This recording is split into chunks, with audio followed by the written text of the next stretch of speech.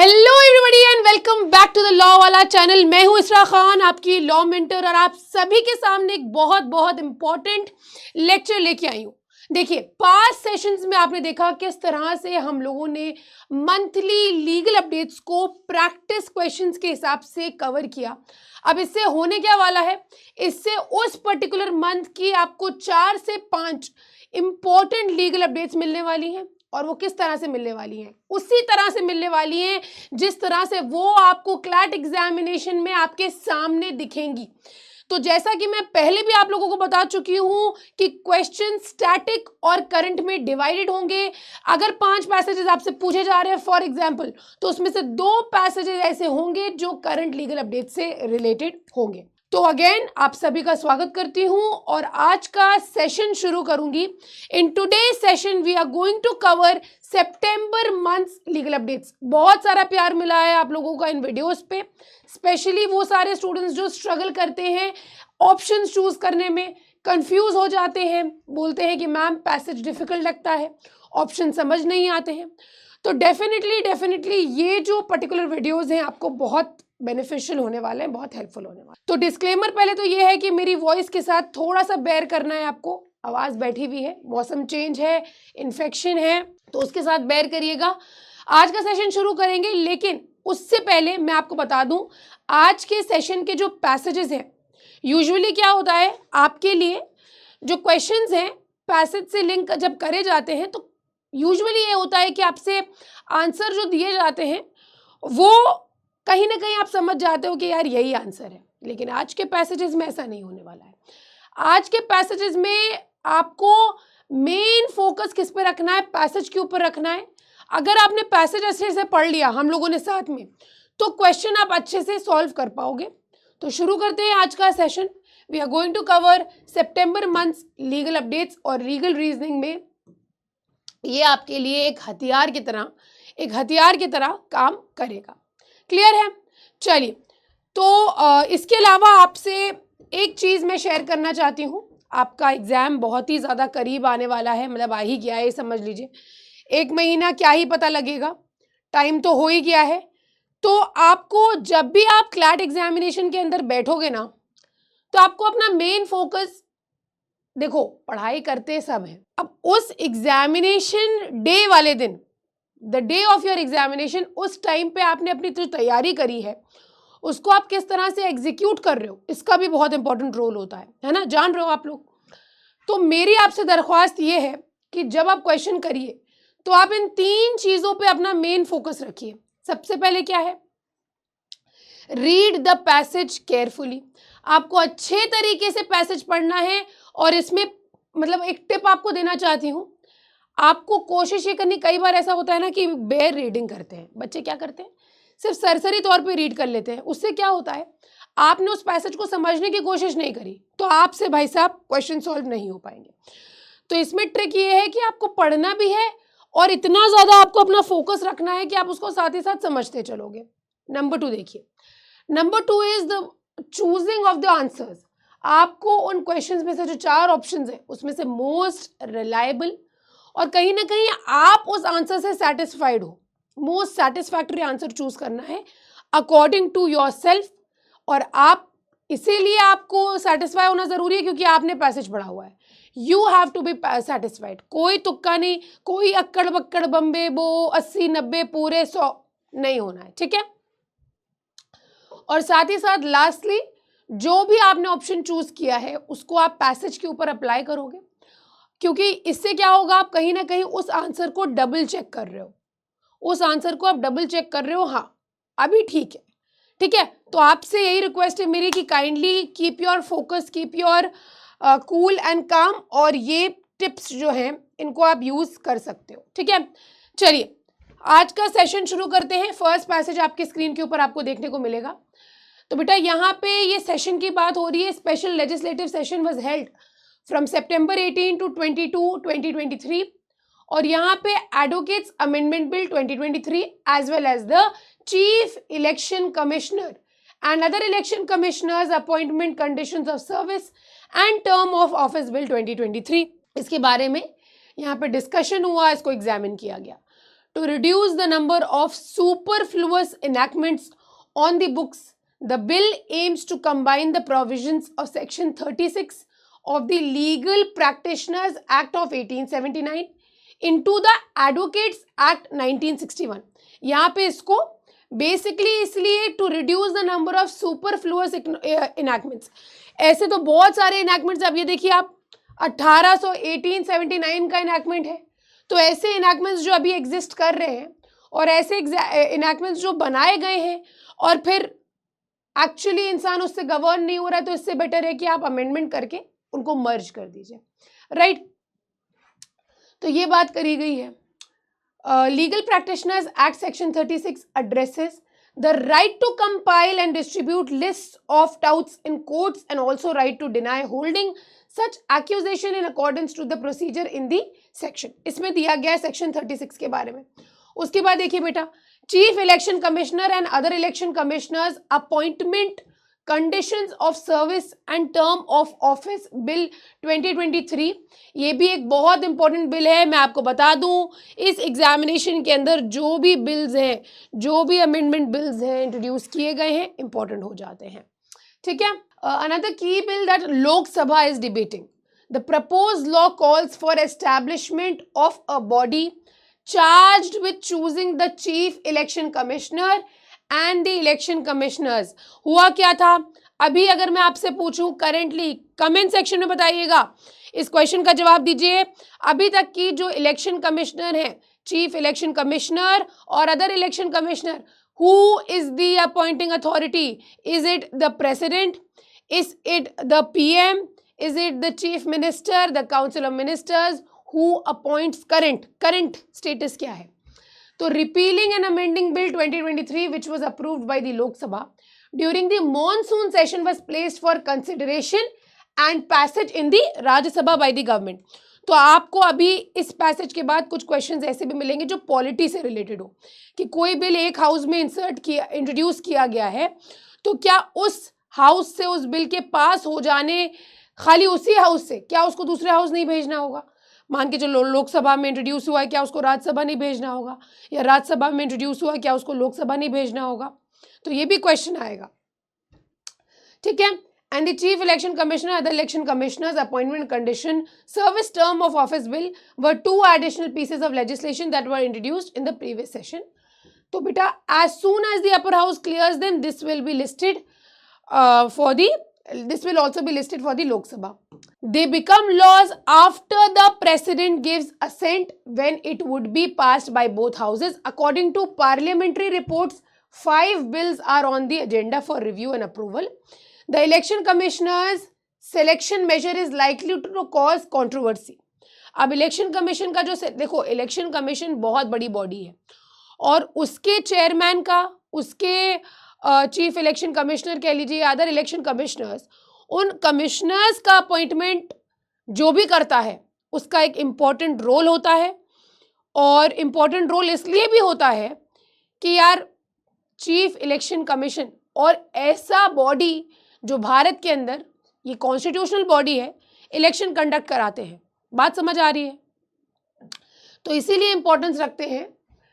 Controversy होना ही होना है. By enlisting the chief justice as a member of selection panel, the centre aimed to effectively overturn a supreme court's decision that had stripped the executive of its sole authority to nominate the CEC and ECs on August 10th. The selection committee, which would include Prime Minister. अब मैंने आपसे पूछ लिया है बेटा, मैंने आपसे पूछ लिया है कि आपको बताना है कि अभी करंट अपॉइंटमेंट कैसा होता है. अब अगर हम लोग यहाँ पे सेलेक्ट कमेटी की बात करें, अगर यहाँ पे उस सिलेक्शन पैनल की बात करें जिसको लाने की बात करी जा रही है, यानी कि अब ये कहा जा रहा है कि अपॉइंटमेंट इस प्रकार से होना चाहिए, तो उस पैनल में कौन कौन है आइए देख लेते हैं. सिलेक्ट कमेटी के अंदर कौन कौन है? पहले देखिए, prime minister, the leader of opposition, a union cabinet minister. The prime minister would propose, would make recommendations to the president, who would then ratify the appointments. The act does not specify what would happen if the committee could not decide time about the appointment of a person to the post. इसी से related पूरी चर्चा है, इसी से related पूरे question है। देखिए फर्स्ट क्वेश्चन, दिमाग लगाइएगा। Decide on the basis of passage which of these legislation can be introduced in the upper house of the parliament. देखो एक चीज समझ के चलना, और जो बच्चे मेरे साथ बैच में पढ़ चुके हैं उनको ये चीज पता होगी कि देयर आर सर्टेन बिल्स, जैसे कि for example money bill. Money bill जो है उसके बारे में हमें पता है कि it can be introduced only in the Lok Sabha, ठीक है, ये बात हमें पता है। लेकिन बेटा ये बात एज सच लिखी नहीं है स्पेसिफिकली, यानी कि इट इज इन्फर्ड, मतलब इसको ढूंढ डांड के निकाला जाता है by the words the phrase is used in the articles. Rajya Sabha के अंदर कोई बिल खाली इंट्रोड्यूस होगा, which of these legislations can be introduced in the upper house, that is the Rajya Sabha. ये चीज जो है स्पेसिफिकली मेंशन नहीं है, ना कहीं से इन्फर किया जा सकता है कि भाई ये बिल जो है ये सिर्फ और सिर्फ राज्यसभा ही में इंट्रोड्यूस होगा। तो ए भारतीय न्याय Sanhita, Bharatiya Sakshya Sanhita, representation of peoples amendment bill, the post office bill 2023। तो ये 3 ऑप्शंस हैं आपके पास, यानी कि ये 4 ऑप्शंस हैं। लास्ट ऑप्शन कहता है कैन नॉट बी डिटरमाइंड। अब अगर आप एग्जामिन करोगे, यहाँ पे आप डॉक्टर BR अम्बेडकर जो ड्राफ्टिंग कमिटी थी उसके कोई मेंबर तो आप हो नहीं, जो आप ये ड्राफ्ट करके बता दोगे कि हाँ भाई ये इनमें से जो बिल्स हैं ये राज्यसभा में इंट्रोड्यूस हो सकते हैं। Question here is saying decide on the basis of passage which of these legislation can be introduced in the upper house of the parliament. यहाँ पे आप इंट्रोड्यूस कर सकते हो किसी भी बिल को upper house of the parliament में, लेकिन बेटा इसको डिटरमाइन नहीं किया जा सकता हम लोगों के द्वारा, हम इसको डिटरमाइन नहीं कर सकते। तो इनमें से कौन सा बिल सिर्फ और सिर्फ राज्यसभा में इंट्रोड्यूस किया जा सकता है ये डिटरमाइन नहीं किया जा सकता। हेंस यहाँ पे डी ऑप्शन जो है वो करेक्ट होगा, डी ऑप्शन करेक्ट होगा। कोई भी क्वेश्चन जो एक्सट्रीम की तरफ आपसे पूछे कि भाई अब यहाँ पे लिमिट कर दिया, आपको लिमिट कर दिया, अब यहाँ पे अगर 5th पॉइंट होता कि कैन नॉट बी डिटरमाइंड, तब तो चलो ठीक है आपके पास ऑप्शन होता कि आप ऑल ऑफ द अबव कर देते, लेकिन यहाँ पे आप इन 4 बिल्स में लिमिट हो गए हो। हेंस जो है यहाँ पे सेफ साइड खेलना चाहिए, can not be determined usually correct answer होगा, ठीक है। आगे आ जाइए, नेक्स्ट देखिए। Suppose that the selection of the chief inspector of CBI is conducted in the same manner as the chief election commissioner described in the passage. A person was nominated by the selection committee to the president who did not give their assent on the selection of the person. The person ultimately by his own, as he has support of all the members of the select committee, accorded the office and started functioning as the chief inspector. Decide whether the act to function as chief inspector is legally valid or not. अब देखिए, अब यहाँ पे the act is legally valid as he has the support of all the members. एक चीज यहाँ पे समझ के चलिएगा, a person was nominated by selection committee to the president who did not give their assent on their selection of the person. अब यहाँ पे प्रेसिडेंट को रेफर किया गया था, लेकिन प्रेसिडेंट ने अभी अपना असेंट नहीं दिया, ये समझ के चलिएगा। Same manner as a chief election commissioner, a person was nominated by the selection committee to the president. अब who did not give their assent, यानी कि यहाँ पे सिलेक्ट कमिटी ने कोई विरोध नहीं किया इस पर्सन को अपॉइंट करने का, लेकिन अभी तक प्रेसिडेंशियल असेंट नहीं मिला है। तो अब क्या इनका एक्ट जो है, इनका अपॉइंटमेंट जो इनकी फंक्शनिंग है, क्या ये लीगली वैलिड होगी बच्चा लोग? तो बेटा इसमें आप देखोगे लीगली वैलिड तो नहीं है, तो यहाँ पे act is legally valid and he has already started, नहीं। D none of the above, A कहता है लीगली वैलिड, बेटा बी यहाँ पे तराश के निकालो, बी यहाँ पे बेटा करेक्ट आंसर हो जाएगा। भाई presidential assent, who is the appointing authority? हमने सपोज किया कि जिस तरह से इलेक्शन चीफ इलेक्शन कमिश्नर और अदर इलेक्शन कमिश्नर्स को अपॉइंट किया जाता है, उसी तरह से फॉर एग्जाम्पल सीबीआई के यहाँ पे चीफ इंस्पेक्टर को भी अपॉइंट किया जाता है। तो भाई who is the appointing authority? The president is the appointing authority. Select committee ने रेफर किया, प्रेसिडेंट का असेंट नहीं मिला, आप फंक्शन करने लगे, भाई कहां से? तो हेंस बी ऑप्शन करेक्ट हो जाएगा। आगे आइए। Suppose the proposed amendment regarding the selection of CEC and other election commissioners was passed by the parliament and was assented by the president. The committee was to decide on the name of the person for the post, but there was a deadlock in the committee regarding the decision decide what should be the outcome. अब एक चीज हम लोगों ने last में क्या देखी, क्या देखा हमने यहाँ पे, याद है नहीं याद है, याद है नहीं याद है, यहाँ पे हमने क्या देखा था, the act does not specify what would happen if the committee could not decide upon the time about the appointment of a person to the post. Deadlock हो गया भाई, क्या हो गया यहाँ पे, आफत हो गई, डेडलॉक हो गया. अब क्या होना है, the person should be given the post because ultimately his name has come into consideration. कतई गलत, ऐसे कैसे हो सकता है. B, the selection committee should sit together and try to collaborate and come up with a final decision. कहा जा सकता है, लेकिन ऐसा हमने पैसेज में नहीं पढ़ा. हमें इस टाइम बस सीता हमारी जो भी होली इस टाइम पे चीज को हम मानेंगे एग्जाम के टाइम पे भी, वो होगी क्या, वो होगी हमारी पैसेज. पैसेज के ऊपर हम हर चीज को बेस करेंगे. तीसरा देखिए, the selection committee should take another name into consideration for the post. बिल्कुल गलत. हेंस करेक्ट आंसर क्या बचा, D, none of the above.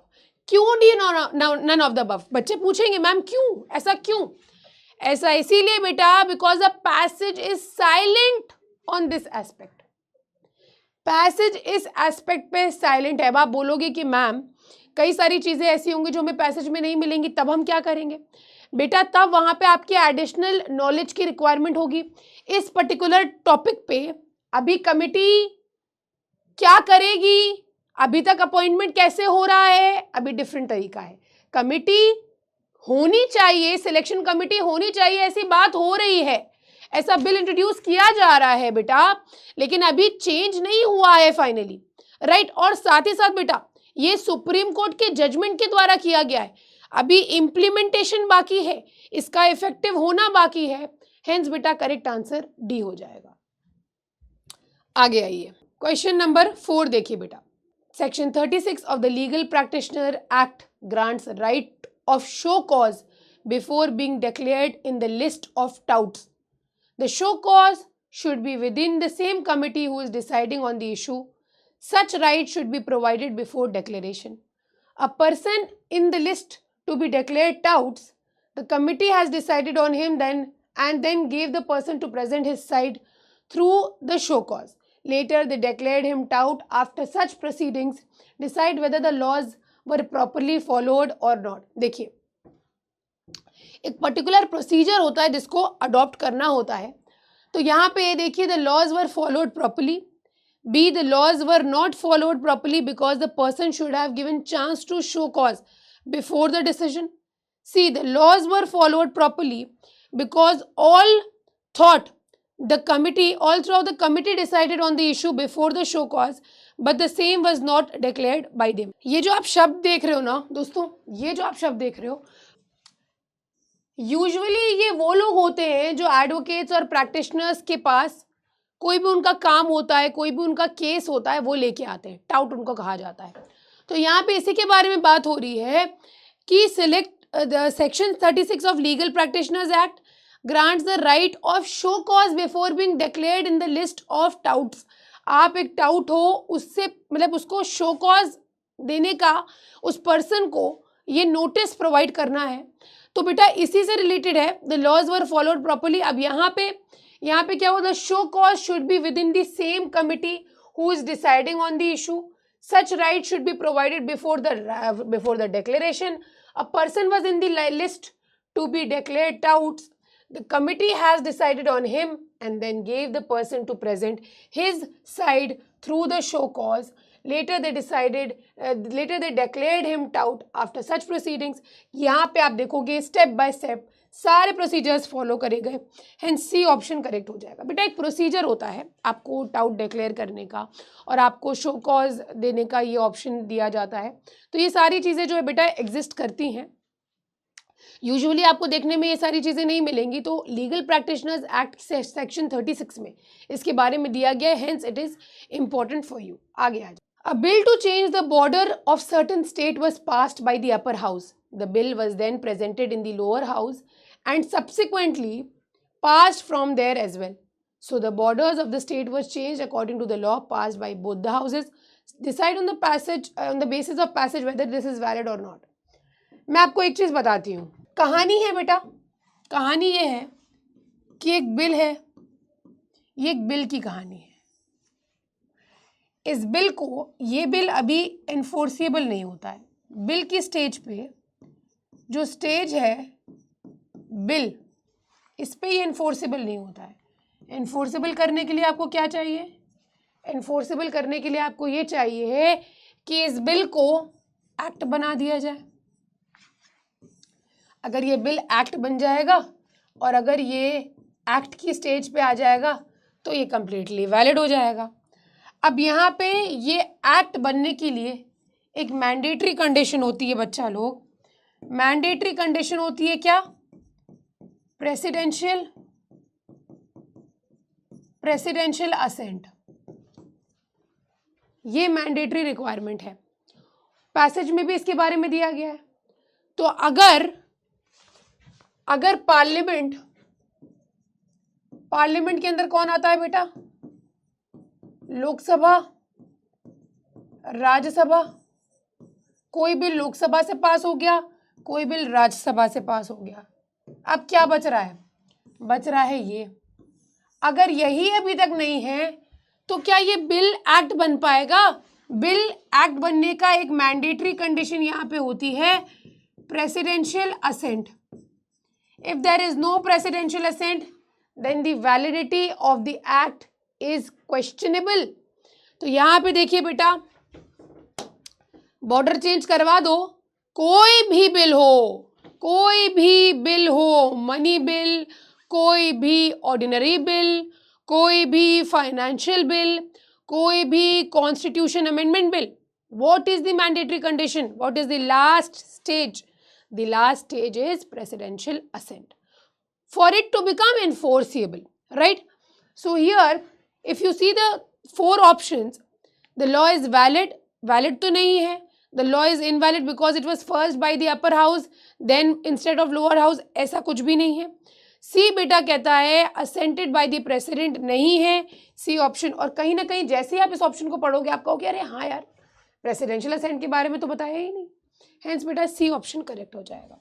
आगे आइए बेटा, नेक्स्ट पैसेज शुरू होगा, ध्यान दीजिएगा. The chief justice of India DY Chandrachud on Monday set up अ 7 जज बेंच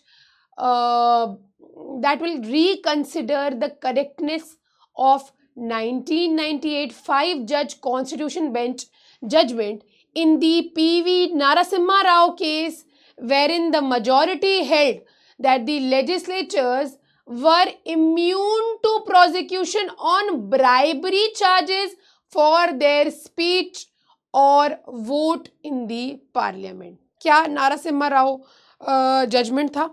PV नारासिम्हा राव जजमेंट क्या था बेटा? एक बार इसको जरूर देखिएगा, आज का आपका होमवर्क है. काइंडली सी टू इट, जरूर देखिएगा. इसमें basically majority of the judges held कि जो लेजिस्लेचर्स होते हैं ना वो इम्यून होते हैं प्रोसिक्यूशन से अगर उन पे कोई ब्राइबरी चार्ज लगा हुआ है, अगर उन्होंने कोई स्पीच दी है पार्लियामेंट में, स्पीच या कोई वोट दिया है. यानी कि कई बार ऐसा होता है कि जो आपके मेंबर्स होते हैं पार्लियामेंट के, उन पे ये आरोप लगाया जाता है कि आपने पैसा लेके ये वोट दिया है पार्लियामेंट में, पैसा लेके आपने ये स्पीच दी है, आप किसी चीज़ का समर्थन कर रहे हो या नहीं कर रहे हो, इस कारणवश कर रहे हो या नहीं कर रहे हो क्योंकि आप बिके हुए हो. तो ये होता है बेटा. A notice issued by the Supreme Court said the bench will start hearing the matter from October 4, 2023. यानी कि यहाँ पे कह दिया गया था कि जितने भी मेंबर्स हैं वो इम्यून होते हैं और उसी को यहाँ पे चैलेंज किया गया है और इसकी करेक्टनेस को जांचा जा रहा है बेटा. So the notice was issued by the Supreme Court said the bench will start hearing the matter from October 4, 2023. On September 20, a 5-judge constitution bench, which is the minimum bench strength to decide such cases, was presided by the CJI that took up the matter and said, we are of the considered view that the correctness of the view of the majority in PV Narasimha Rao should be reconsidered by a larger bench of 7 judges. यानी कि अब संवैधानिक bench ने decide कर दिया. अब कोई matter जो एक कॉन्स्टिट्यूशन बेंच ने डिसाइड कर दिया है, अब मान के चलो 13 जजेस की बेंच थी केशवानंद भारती केस में. अब कोई आए, कोई इंसान कहे कि होता भी है, केशवानंद भारती केस को भी चैलेंज किया जाता है, बेसिक स्ट्रक्चर की डॉक्ट्रिन जिसमें ले डाउन करी गई थी.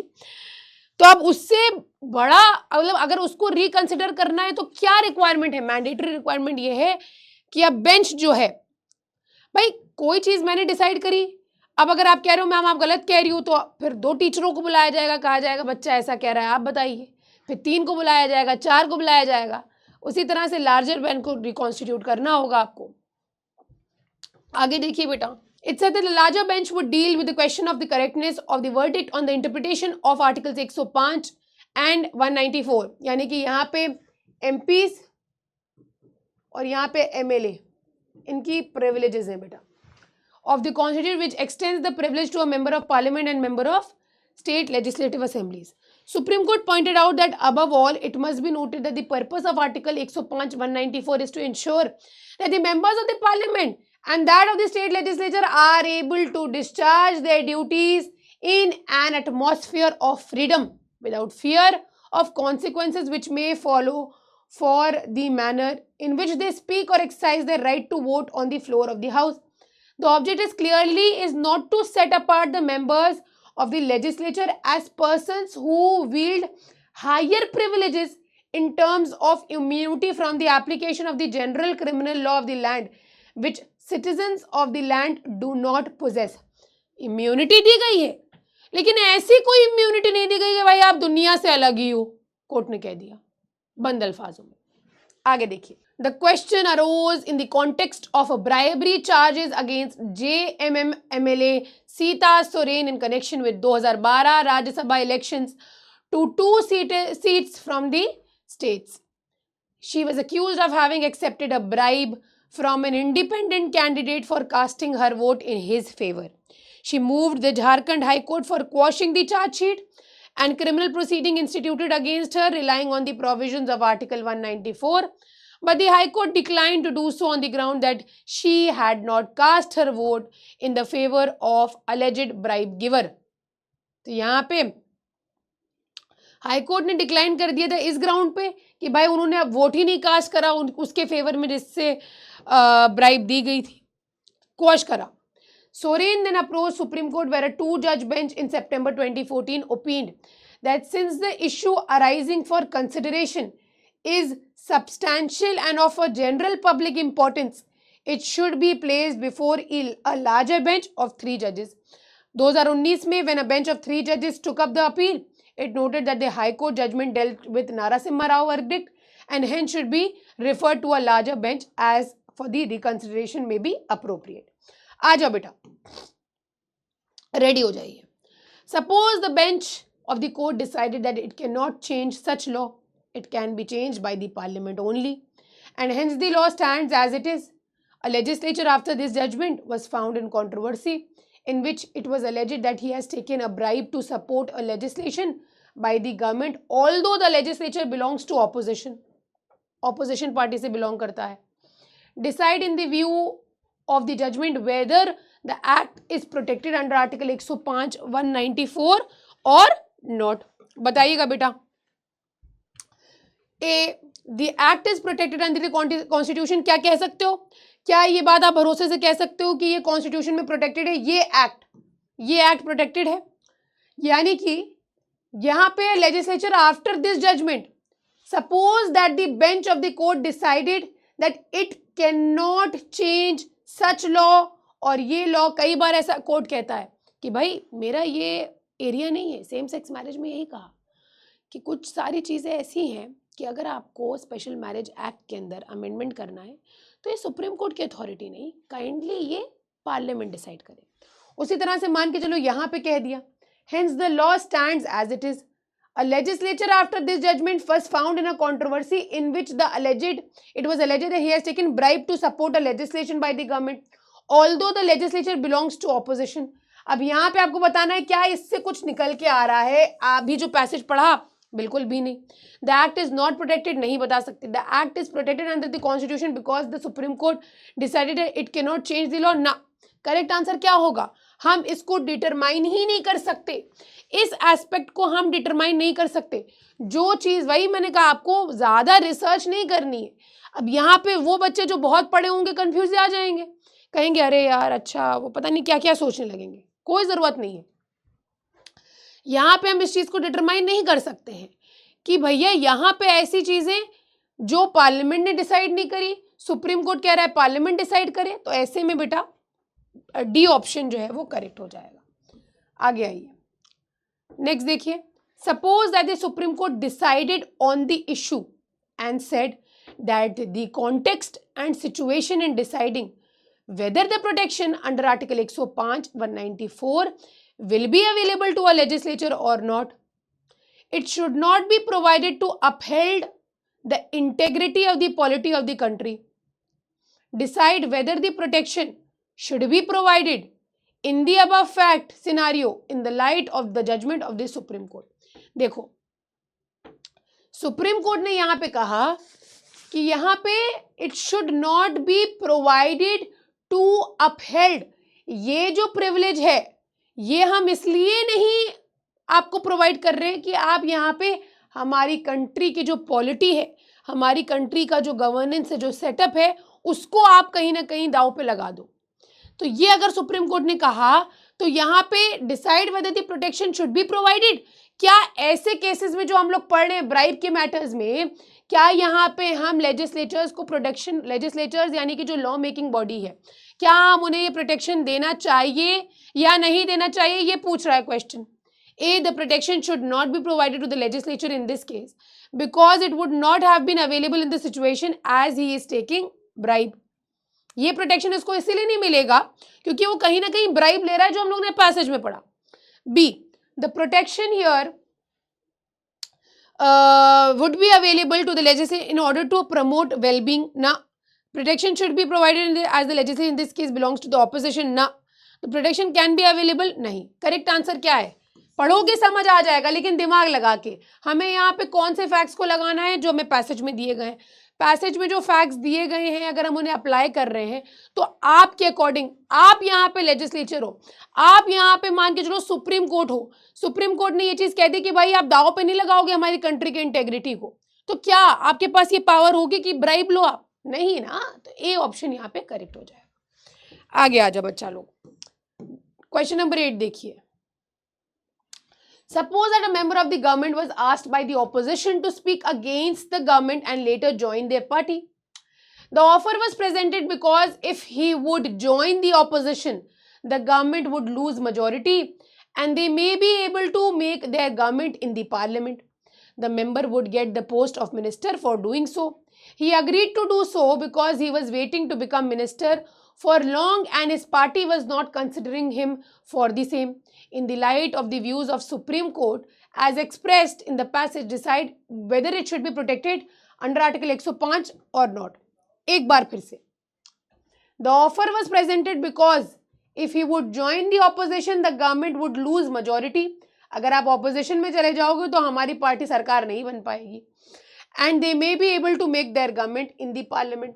The member would get the post of minister. आपको मिनिस्टर बना दिया जाएगा, मान जाता है क्योंकि वो मिनिस्टर बनना चाह रहा है, तड़प रहा है बनने के लिए। ठीक है, आगे आ जाओ बेटा, देखो ऑप्शंस देखिए। The act should be protected because the same is granted under the constitution, बिल्कुल बी गलत है, ये सब अगर कॉन्स्टिट्यूशन में होगा तो चल चुका काम बेटा।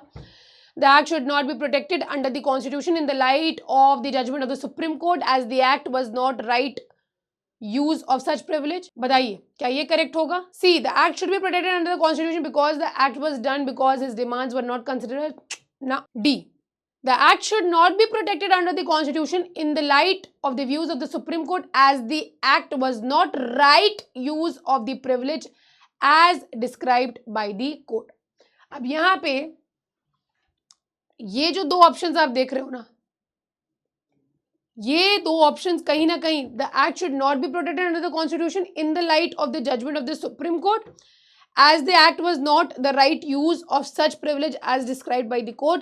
तो ये थोड़ा सा एरर है, हेंस यहाँ पे बी या डी कुछ भी जो है वो करेक्ट हो जाएगा और यही करेक्ट आंसर है बच्चा लोग. ये थोड़ा सा टेक्निकल एरर हो गया, टाइपिंग मिस, टाइपो एरर. तो यहाँ पे क्या है भाई, यहाँ पे ये चीज़ क्लियर है कि अगर हम जजमेंट को यहाँ पे अप्लाई करेंगे जो सुप्रीम कोर्ट के व्यूज़ हैं, तो यहाँ पे आपने सही यूज़ नहीं किया है अपनी प्रिविलेज का. आपने अपनी प्रिविलेज का यूज़ करके मान के चलिए कहा कि हम आप पैसा ले लेंगे और हम आपकी पार्टी मेजॉरिटी फॉर्म करा देंगे आके. कई बार बेटा ऐसा देखने को भी मिलता है. ठीक है, आगे आइए बेटा. Suppose that when the supreme court was deciding on the issue between the parliament introduced a law which said that if cross voting has been done the same should be considered not privilege under 105 194. Cross voting का क्या होती है बेटा? Cross voting वो होती है when a person votes against the decision of his और हर party. कई बार जिस पार्टी के लिए आपको इलेक्ट किया जाता है, जिस टिकट पे आपको इलेक्ट किया जाता है, आप उसके अगेंस्ट वोट कर रहे हो. ठीक है, अ member of party declared that today he will adhere. हाँ, तो यहाँ पे against the view of the party आपने वोट डाल दिया. Suppose on a crucial issue on which the voting was to be done, a member of the party declared that today he will adhere to the voice of conscience by saying that he clarified his intention that he will be voting against the decision of his party. After the voting, it was found that 20 out of 36 members voted against the decision of the party. Decide on the basis of law whether the privilege provided under Article 105 194 should be granted him or not. क्या correct answer होगा बेटा इसका? पढ़ने में से ही समझ में आ रहा होगा क्या करेक्ट आंसर होगा. Is the act protected under article 105? The act, A कहता है the act is protected under article 105. B, the act is not protected as the same is there so that the legislatures perform their act with freedom and not conduct such illegitimate activities. See, the act is protected under Article 105. The legislature's intent does not matter. D, the act is not protected under Article 105 194 because the act of the legislature was not in a manner which is allowed. आप कोई ऐसा act कर रहे हो जो allow ही नहीं किया गया है, कहीं ना कहीं डिफेक्शन में काउंट होता है बेटा. These acts are in violation of laws, hence same can be granted as protected under the Constitution. These acts are in violation laws and hence same can be granted as protected under the Constitution. ये जो act है बेटा ये protected नहीं है 105 194 के अंदर, because the act of the legislature was not in the manner which is allowed. These acts are in violation laws, hence the same can be granted as protected under the Constitution. अब यहाँ पे protect आप constitution में करा सकते हो, लेकिन ये आपकी प्रिविलेज नहीं है. This is not your parliamentary privilege जो आप किसी पार्टी, जिस पार्टी ने आपको इलेक्ट किया उसके अगेंस्ट वोट कर दो. हेंस डी ऑप्शन जो है करेक्ट हो जाएगा. इसका ये लाइन जो है वो आपको ध्यान रखनी है, दूसरी लाइन पे आपको फोकस नहीं रखना है. आगे आ जाओ. थर्ड पैसेज बेटा हम लोग कवर करेंगे अब. द थर्ड पैसेज देखिए. In a significant development, the Supreme Court reserved its judgment in the long pending case challenging the Union government's 2019 decision to repeal the status of Jammu and Kashmir. यानी कि अभी हम लोग ने चर्चा में देखा था कि जो आर्टिकल 370 को हटा दिया गया, एब्रोगेशन हुआ जिसका, तो वहाँ पे उसको चैलेंज किया गया क्या ये एब्रोगेशन करेक्ट था. ये सारी चीज़ें यहाँ पे चैलेंज करी गई थी. तो यहाँ पे in significant development supreme court reserve इस judgement in the long pending case. Union government के 2019 के डिसीजन को, जो special status Jammu and Kashmir को दिया गया था, उसको रिपील करने का उसको चैलेंज किया गया था. The petition and the reorganisation act which bifurcated the state into UTs of JNK and Ladakh. The petitioners council argued by emphasizing JNK's unique relationship with India within the constitutional framework. special status देने का कारण, they asserted that while certain powers were with the union as per the instrument of accession, internal sovereignty remained with the Maharaja. यहाँ पे कहा कि भले ही कुछ powers थी जो यूनियन के पास थी as per the instrument of accession, internal sovereignty यानी कि जो इंटरनल अपने आप को गवर्न करने की पावर थी JNK वालों को, वो महाराजा के पास थी। They contended that article 370 has become permanent after the dissolution of JNK constituent assembly. The counsel also stated that the Indian parliament couldn't act as constituent assembly. भाई उस टाइम पे जो जम्मू एंड कश्मीर की कॉन्स्टिट्यूएंट असेंबली थी उसने बना दिया ये स्टेट, स्पेशल स्टेटस दे दिया, अब वो खत्म हो गई। तो यहाँ पे जो हमारी पार्लियामेंट है, इंडियन पार्लियामेंट, ये Jammu and Kashmir reorganisation act जो था, ये रीऑर्गेनाइजेशन एक्ट 2019 का, उसी के द्वारा पारित किया गया। तो कहा कि ये उस कॉन्स्टिट्यूएंट असेंबली की पावर को कैसे एक्सरसाइज कर सकती है जो एग्जिस्ट ही नहीं कर रही है। ये क्वेश्चन था, ये कंटेंशन था। आगे देखिए बेटा, they highlighted the alleged misuse of article 356। किसके बारे में बात करता है? What is article 356? President's rule. तो वो जो हमारे साथ जुडिशरी पढ़ चुके हैं फाउंडेशन पे, वो जो क्लैट एग्जामिनेशन की तैयारी कर रहे हैं बैच पे, उनको सबको पता होगा इसके बारे में, ठीक है। Originally meant to restore state machinery, but in Jammu and Kashmir it is used to dismantle the state legislature, बर्बाद करने के लिए। The petitioners claim the actions under article 356 were meant to be temporary. They argued the invalidity of amending Article 370 via Article 367. Lastly, they noted that while Article 3 allowed the Union to alter state boundaries, turning an entire state into a union territory was unprecedented. यानी कि Article 3 में boundary आप separate करिए, आप alter करिए, आप change करिए, आप किसी स्टेट को ऐड करिए, इंसर्ट करिए, इंट्रोड्यूस करिए, वो सब अलाउ किया गया है। लेकिन आप किसी पर्टिकुलर जगह को आप उसको एक यूनियन टेरिटरी बना दे रहे हो, ये आपके पास ऑप्शन नहीं है, ऐसा कहा गया। The Union government and other respondents argued that the removal of Article 370 addressed the psychological duality in Jammu and Kashmir. They claimed that before 2019 there was discrimination due to their incomplete application of Indian Constitution. They believed that the framers intended Article 370 to be temporary and wanted it eventually to end. They contested the notion of an exclusive special status for J&K, pointing out that many princely states were drafting their own constitutions in late 1930s.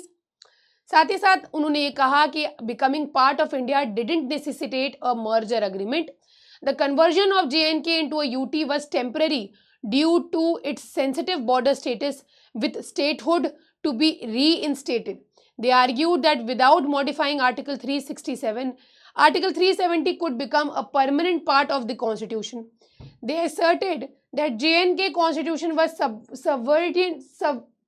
subservient to Indian Constitution, lacking original constituent powers. Even if the Constituent Assembly existed, its role in Article 370's abrogation would be limited and its decision only recommendatory with the President's ultimate authority. मैंने read out कर दिया आपको, लेकिन मैं आपको कुछ चंद लाइनों में समझा देती हूँ। उन्होंने ये कहा कि यहाँ पे जो भी पावर जम्मू एंड कश्मीर को दी गई थी, स्पेशल स्टेटस जो दिया गया था, भले ही वो टेम्परेरी नेचर का था, लेकिन अपने आप को गवर्न करने की पावर थी। तो यहाँ पे ये जो पार्लियामेंट के द्वारा एब्रोगेशन किया गया है, ये अनकॉन्स्टिट्यूशनल है, क्योंकि हमारी जो इंडिपेंडेंट सॉवरेनिटी थी अपने स्टेट को गवर्न करने की, वो छीन ली। साथ ही साथ state banana Jammu and Kashmir को, प्रिंसली स्टेट थे, बहुत सारे थे, जम्मू एंड कश्मीर को एक स्टेट बनाना ये मजबूरी थी, क्योंकि हमें स्टेटहुड ग्रांट करना था, हमें अपने बॉर्डर डिटरमाइन करने थे। अगर हम अपने बॉर्डर डिटरमाइन नहीं करेंगे बेटा, तो हमें अग्रेशन होगा और कंट्रीज से जो बॉर्डर नेशंस हैं। तो ये सारी चीज़ें कंटेंट करी गई।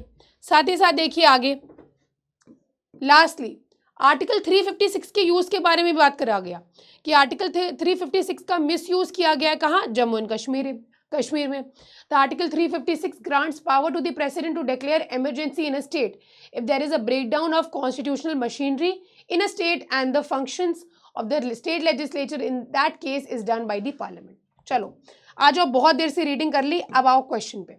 Suppose hypothetically that Sri Lanka state wants to merge with India, but only in a special relationship in which it would hold power to all matters except foreign affairs, defense and communication.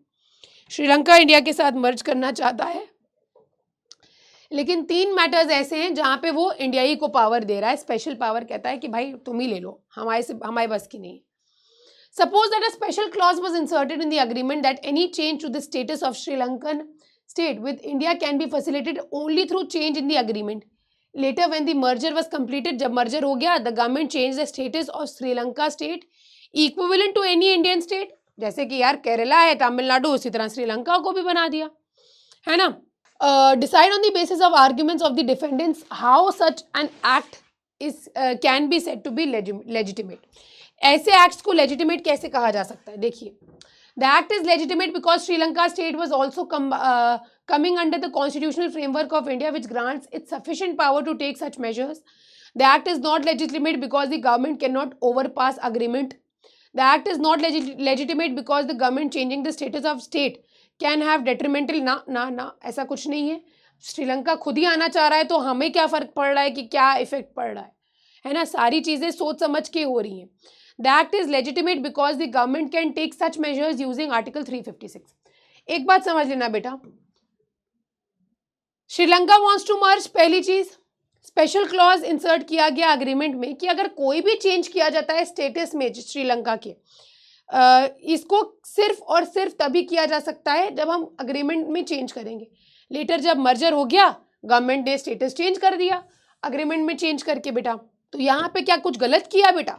यहाँ पे ये act A correct होगा, ये legitimate होगा, क्योंकि Sri Lankan state was also coming under the constitutional framework of India. Merger हो गया, जब मर्जर हो गया तो आप इंडियन स्टेट हो गए।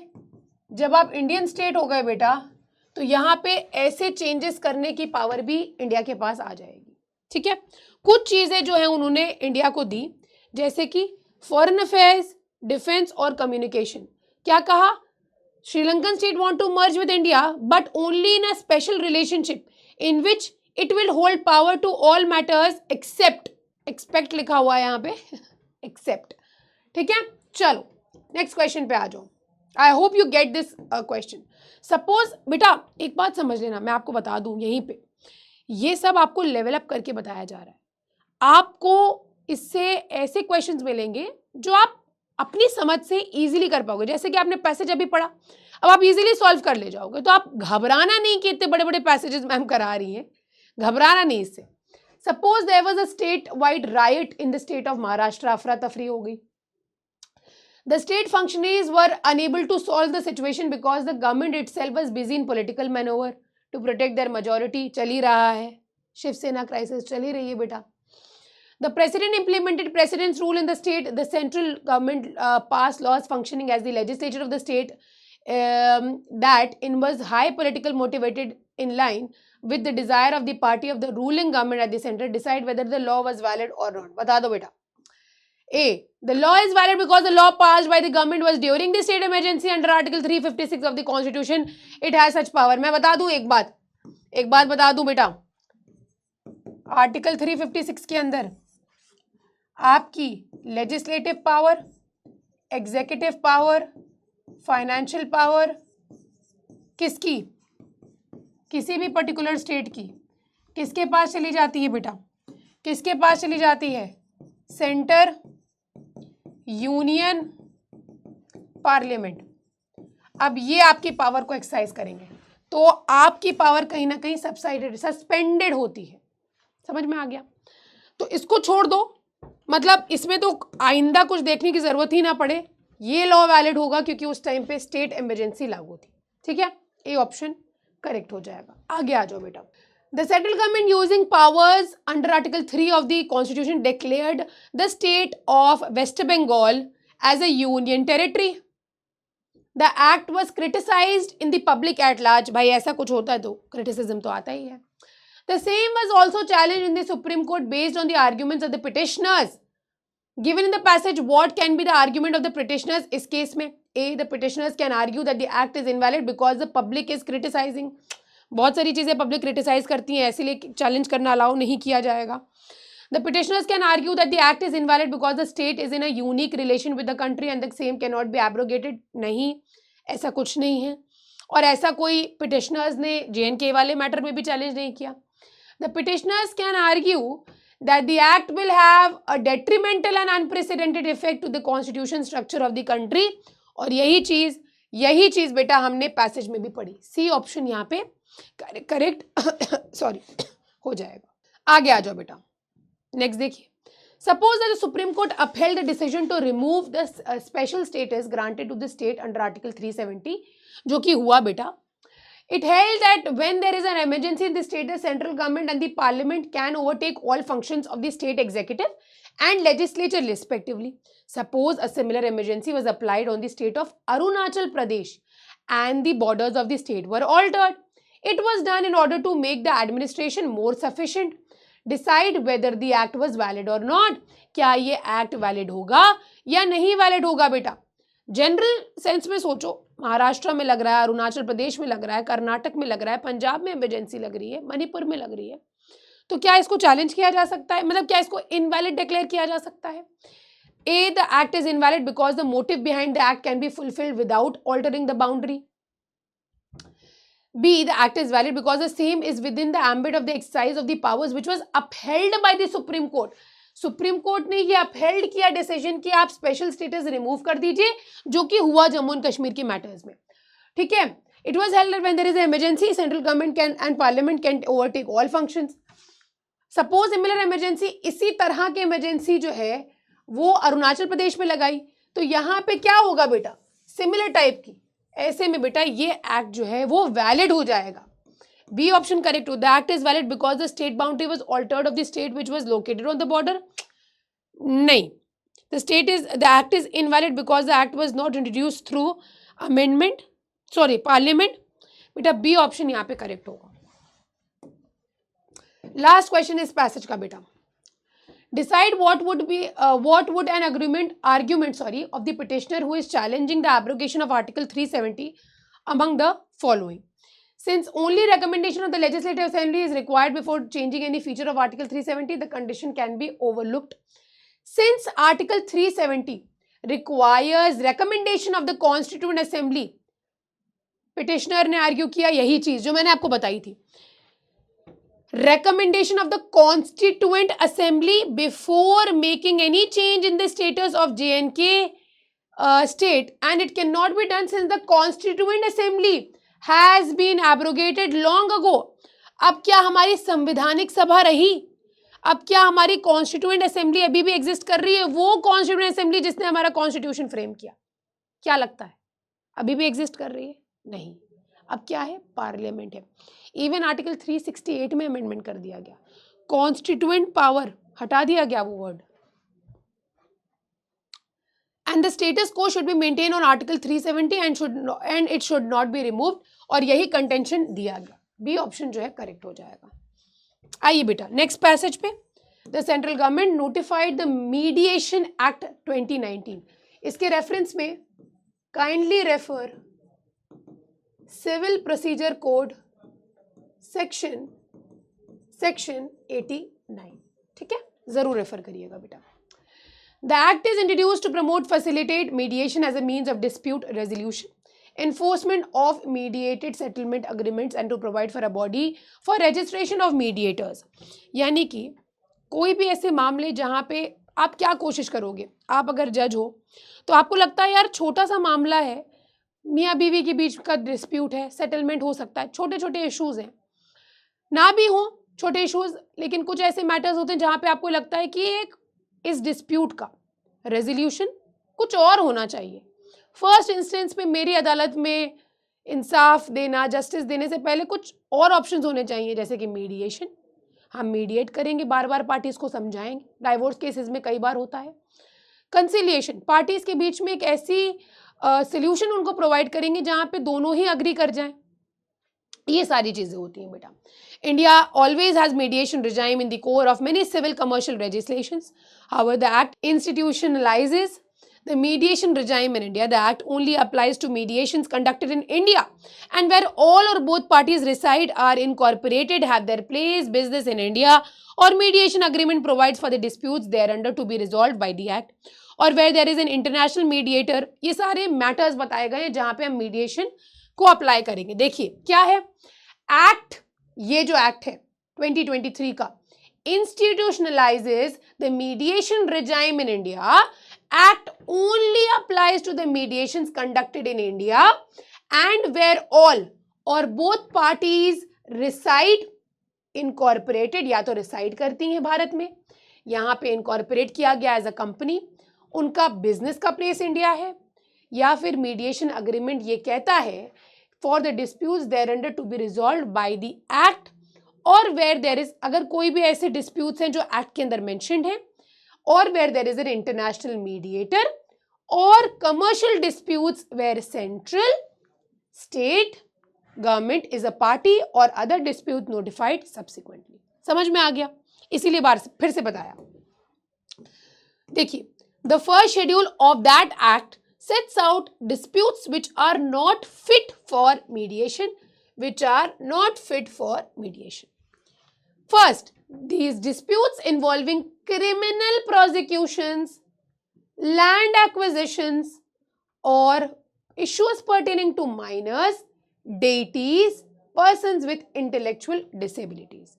बच्चों से रिलेटेड कोई इशू है, कोई आइडल्स डेटीज से रिलेटेड, गॉडेसेस से रिलेटेड इशू है, कोई क्रिमिनल प्रोसिक्यूशन का मैटर है, लैंड एक्विजिशन का मैटर है, यूजुअली स्टेट जो गवर्नमेंट एक्वायर कर लेती है लैंड। फिर देखिए, even the disputes involving persons who are not parties to mediation are not covered. भाई अगर आप मीडिएशन एक्ट के अंदर ही नहीं आ रहे हो, उस डिस्प्यूट के अंदर ही नहीं आ रहे हो, तो आप नहीं कवर्ड हो। तीसरा, disputes in regulated subjects like competition, telecom, electricity, securities, environment, taxation, government contracts. Non-commercial disputes or against the government or agencies. This act does not apply to Lok Adalat, Permanent Lok Adalat and Legal Services Authority Act 1987. ये उसके ऊपर apply नहीं करता, उसका अपना एक अलग procedure है, उसको एक्सक्लूड कर दिया गया है। ठीक है, चलो आ जाओ। मीडिएटर कौन होता है बेटा? Mediator is a person who is appointed to undertake mediation, A by the parties, B by mediation service provider. This includes a person registered as a mediator with the Mediation Council of India unless the agreement between the parties provides कि भाई हम किसी और को mediator रखेंगे. A mediator must be registered with Mediation Council or may be empaneled with a court annexed mediation center, authority constituted under the legal services authorities act. बन सकता है मीडिएटर। अ मीडिएशन सर्विस प्रोवाइडर, अब ये मत समझना कि इस एक्ट को एक्सक्लूड किया गया है यहाँ तो इसका वेटेज कुछ कम है, ये बहुत गंभीर है। लोक अदालत, लीगल सर्विसेज अथॉरिटी एक्ट, लोक अदालत बहुत बड़ी बड़ी बॉडीज हैं बेटा जो बनाई गई हैं। ठीक है, पार्टीज में appoint a mediator by reaching an agreement by making an application to mediation service provider. A mediation service provider may terminate the term of mediator upon receipt of an application from either party. Receipt of information यानी कि अगर अब and करना है mediation तो इस प्रकार से किया जा सकता है। मीडिएटर मान के चलिए खुद ही विड्रॉ करे जा रहा है। If and when terminated, the mediator may be replaced in the manner set out under the act. Subject to exceptions, no mediator or participant including experts and advisors will at any time be permitted or compelled to disclose to any court, tribunal or any adjudicatory proceedings any communication, contents, conditions, information of which they have been acquainted during mediation. parties के बारे में जो जाना नहीं बताओगे आप किसी को। ठीक है, आ जाइए बेटा। चलिए, two parties come into contract in which the party one was obliged to provide raw materials to another party. The contract included provisions for payment and dispute settlement mechanism in case there is disagreement between the parties. It also contained clause that in case of disagreement, a neutral mediator which was pre-decided by the parties will mediate the issue between them. The payment was to be settled at the end of every quarter of the year. If one such quarter there was a disagreement between the parties regarding the quantity supplied and the payment that was due in this regard, the parties will decide the matter to be referred to the mediation. The mediator, who was earlier decided by the parties, mediated the issue between the parties. One of the parties did not agree with the outcome of the mediation and contended that the mediation is not valid because the mediator was not allowed to mediate on the issue on the basis of the act.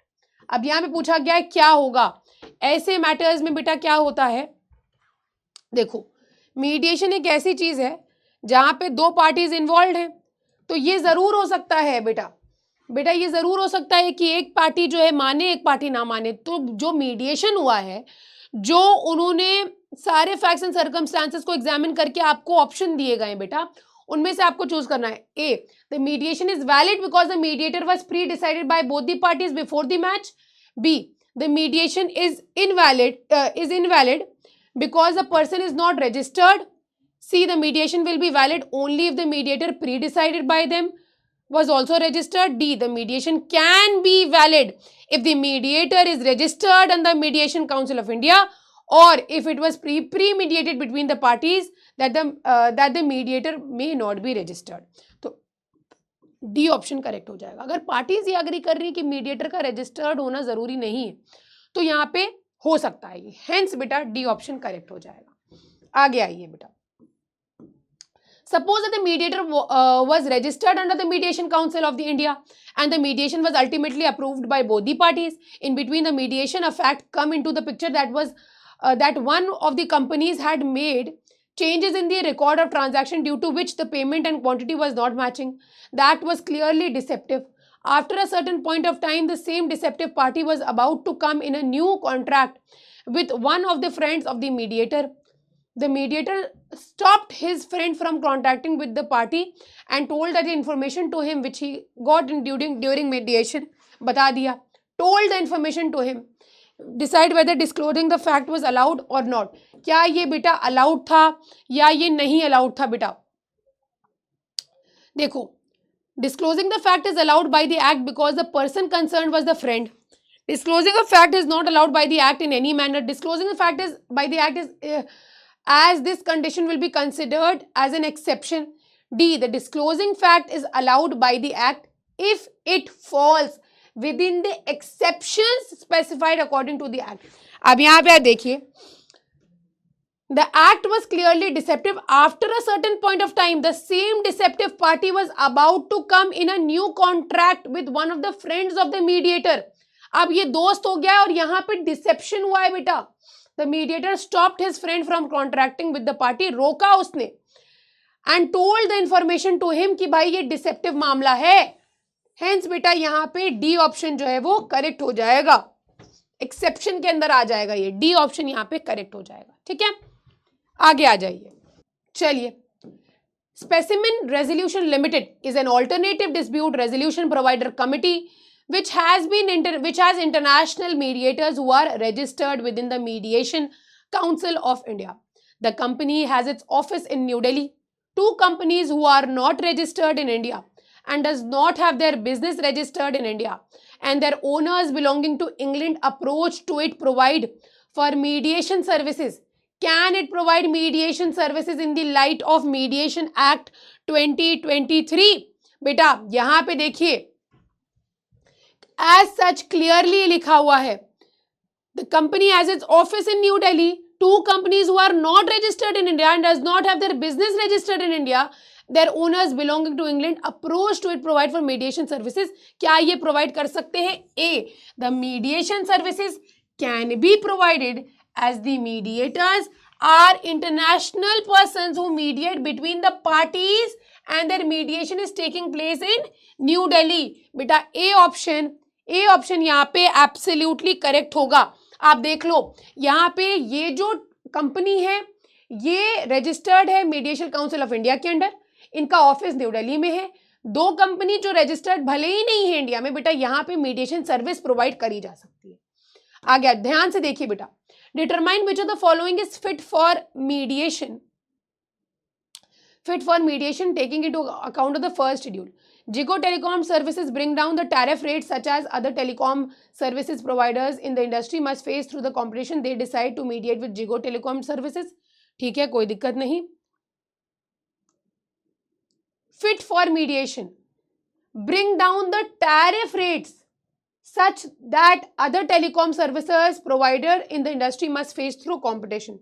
क्या ये किया जा सकता है? आइए एक बार schedule देख लें, हम लोग शेड्यूल देख लें. देखिए यहाँ पे क्या था, टेलीकॉम सर्विसेज, ये किसके अंदर आ रही है? Not fit for mediation. तो ये बेटा ये तो नहीं आएगी। और देखिए, Kio Private Limited was involved in business for import and export. It helps in transporting product for other countries. The products that it was transporting was alleged to less than what it should be. When it was delivered, party decide for mediation. बिल्कुल कर सकती हैं। यहाँ पे वो जो आपने कहा वो आपने नहीं किया, ऐसे में मीडिएशन हो सकता है। ABC association involve in providing orphanage home to needy children, human trafficking में बेस्ड है। Dispute between association government arose, the company demanded matter to be referred. बेटा ऐसे में नहीं किया जा सकता, क्यों? क्योंकि क्रिमिनल प्रोसिक्यूशन अराइज होगा। आगे आ जाइए, and which is an exception. MNC Financial Services was involved in providing advice and investment management services for securities market. It was alleged to be involved in insider trading. क्या है? आपका investment से related है, right? बेटा ये भी यहाँ पे कहीं ना कहीं एक्सक्लूडेड होता है। वो सारी ही चीजें जो कहीं ना कहीं एक्सक्लूडेड है, उनका यहाँ पे आर्बिट्रेशन नहीं हो सकता, मीडिएशन नहीं हो सकता, हेंस बी ऑप्शन करेक्ट हो जाएगा, राइट? लास्ट क्वेश्चन देखिए इस पैसेज का। There is a law of government that if any matter related to compensation related to victims of accident the same should be dealt through Lok Adalats. Manoj went to cinema hall with his girlfriend where fire broke out and a lot of people died and many had to face fatal injuries. The fire broke out due to negligence of authorities in providing license to the hall as its safety mechanisms were not sufficient. The government decided to provide compensation to the victims of incidents and relative of the persons who lost someone. Manoj suffered injuries personally while girlfriend died in incident. Manoj got the compensation as he was the victim, but he did not get the compensation for the death of his girlfriend. Manoj decided that he will refer to the matter to mediation.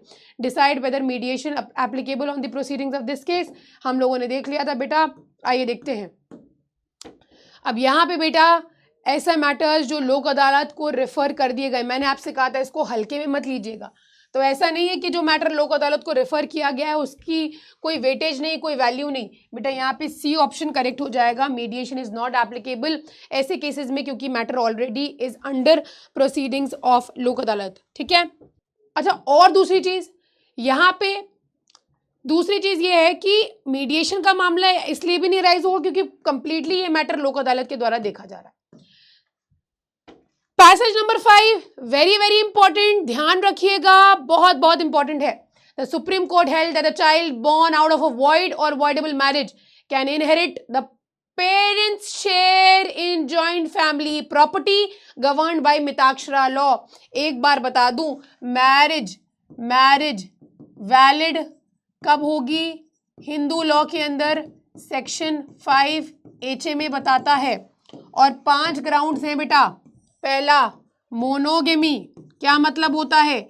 उस time पे जब आपकी शादी exist कर रही है तो दूसरी वाइफ नहीं होनी चाहिए आपकी, यानी कि जब आपकी फर्स्ट वाइफ लिविंग है तो आपकी सेकंड वाइफ अलाउड नहीं है।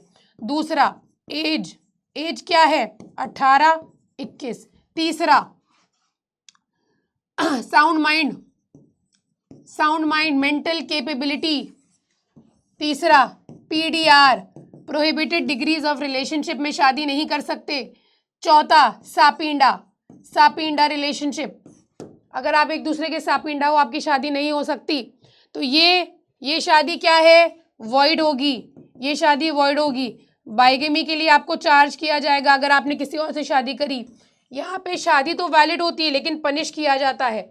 साउंडनेस ऑफ माइंड, ये वॉइडेबल शादी होती है बेटा, वॉइडेबल होती है, यानी कि at the option of party other party अगर आपकी अनसाउंडनेस के साथ भी गुजारा कर सकती है तो ये PDR बेटा कंप्लीटली वॉइड होता है। लेकिन अगर कस्टम्स अलाउ कर रहे हैं तो यहाँ पे अलाउ किया जा सकता है। उसी तरह से सापिंडा रिलेशनशिप वॉइड होता है लेकिन अगर कस्टम्स अलाउ कर रहे हैं तो अलाउ किया जा सकता है। आइए, 3-judge bench headed by CGI, however, clarified that such a child would not be entitled to the rights in or to the property of any other person in the family.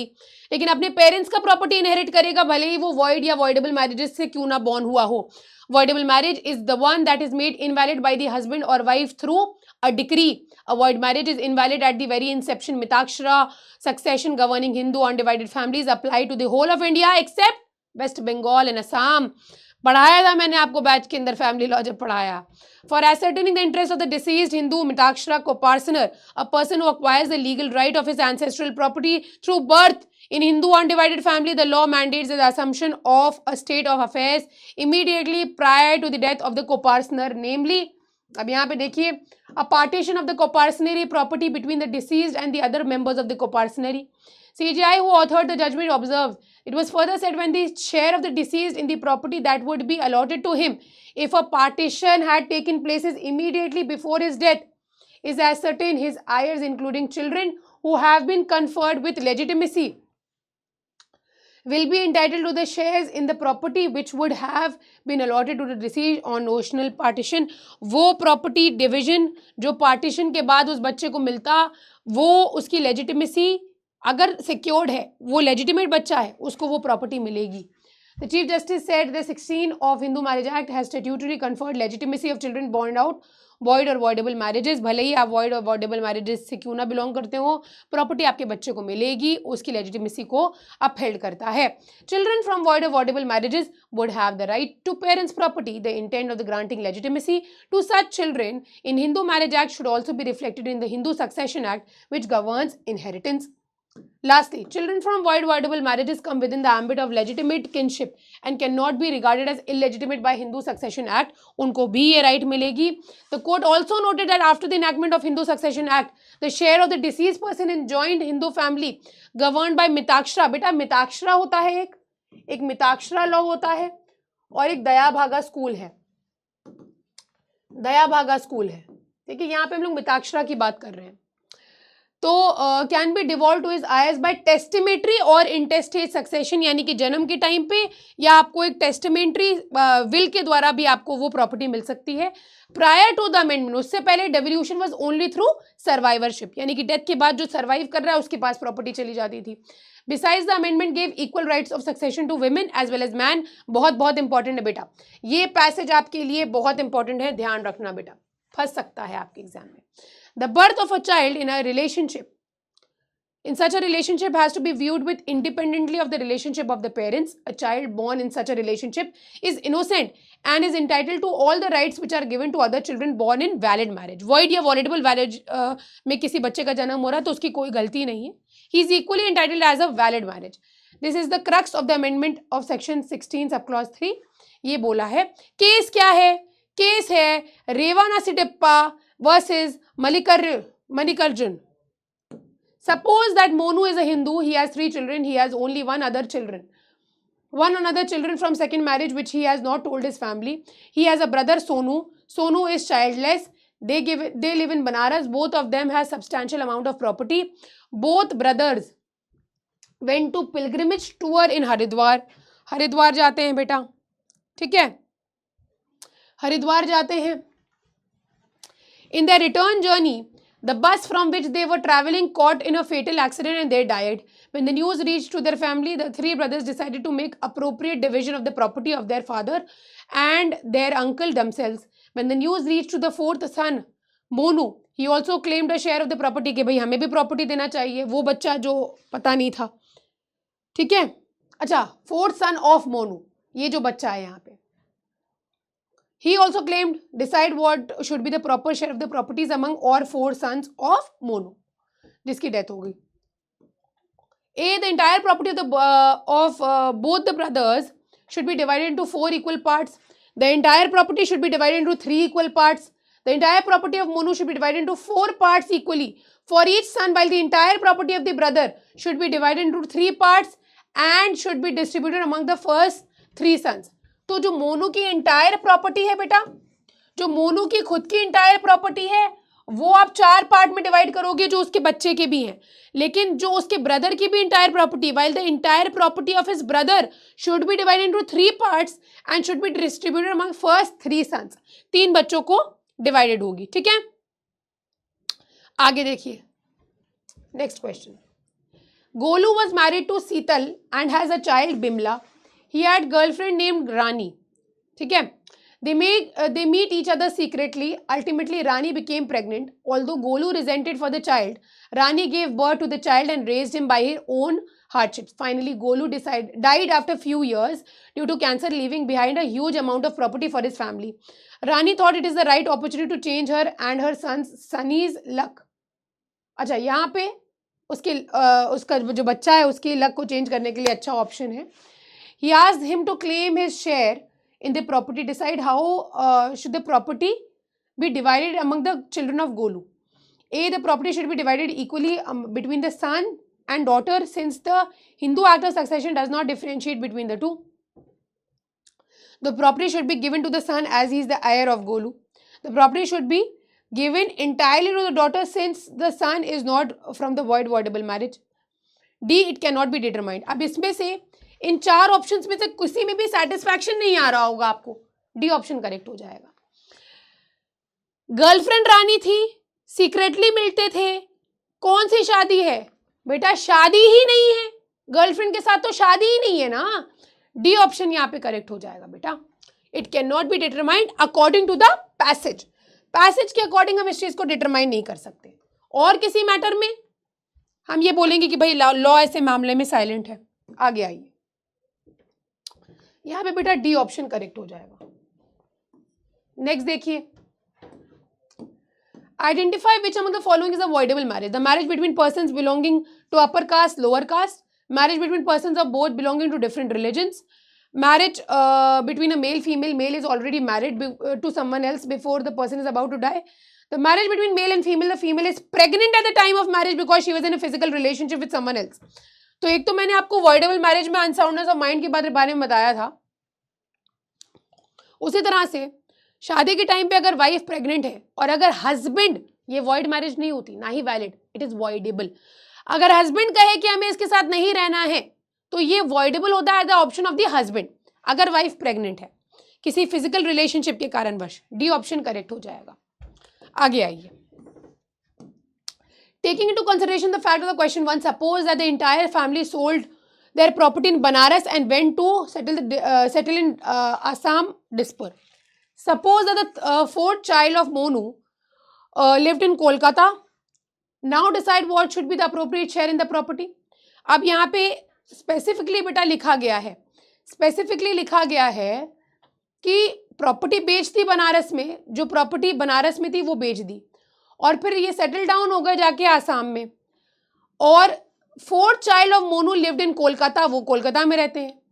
तो यहाँ पे हम लोगों ने एक चीज देखी थी, एक चीज हमने ये देखी थी बेटा, ये कि वेस्ट बंगाल और आसाम में Mitakshara law of succession governing Hindu undivided family applies to whole of India. सब जगह अप्लाई करता है लेकिन उन फैमिलीज पे, उन अनडिवाइडेड फैमिलीज पे अप्लाई नहीं करता जो वेस्ट बंगाल और आसाम में रह रही हैं. तो ये चीज कहीं ना कहीं क्लियर होती है. हेंस यहाँ पे नॉट टू बी कंसिडर्ड नहीं, नन ऑफ द अबव, इसीलिए नन ऑफ द अबव दिया गया है. डी ऑप्शन यहाँ पे करेक्ट हो जाएगा. लास्ट क्वेश्चन है बेटा, Suman a Hindu widow has 2 children, Sonal and Samir. Suman remarries and has daughter Sneha from the second marriage.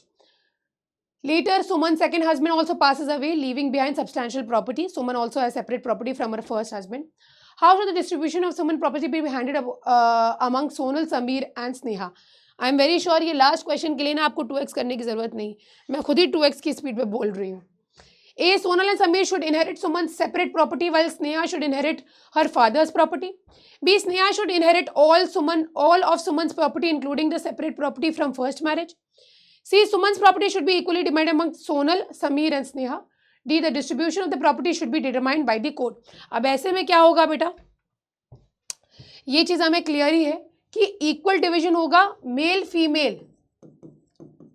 Female के प्रॉपर्टी के अंदर अक्वायर करने के टाइम पे एज सच बेटा कोई भी डिस्क्रिमिनेशन नहीं है after 2005 Hindu succession act amendment. Hence C option would be correct. और बेटा इसी के साथ हमने अपना आज का सेशन जो है ओवर कर लिया है. और मैं आप सारी स्टूडेंट्स से ये बताना चाहूँगी कि अभी ये सिलसिला समाप्त नहीं हुआ है बेटा. ये मेरा आपका सिलसिला समाप्त नहीं हुआ है। बड़ी बड़ी मैराथन्स आने वाली हैं, बड़े बड़े पैसेजेस हम लोग करने वाले हैं और आपका क्लैट एग्जाम के अंदर एक अच्छी रैंक के साथ सिलेक्शन हम करवा के रहेंगे। बहुत सारी प्रैक्टिस करेंगे, बहुत सारे लॉज के बारे में समझेंगे। आज हम लोगों ने लीगल प्रैक्टिशनर्स एक्ट के बारे में पढ़ा, हम लोगों ने देखा किस तरह से बिल पास होता है, हम लोगों ने देखा मिथाक्षरा कॉन्सेप्ट में प्रॉपर्टी इनहेरिट करने का क्या कॉन्सेप्ट है। ये सारी हम लोगों ने चीज़ें समझी एंड आई जस्ट विश कि ये सारी चीज़ें आपके लिए बेनिफिशियल हो, कहीं ना कहीं आपकी लॉ की इस जर्नी में आपको मदद करें, स्पेसिफिकली क्लैट एग्जाम के अंदर। See you soon in the next video, stay tuned for the upcoming CLAT marathon series 30 day and तब तक के लिए अपना ध्यान रखिए। See you soon guys, take care and good bye.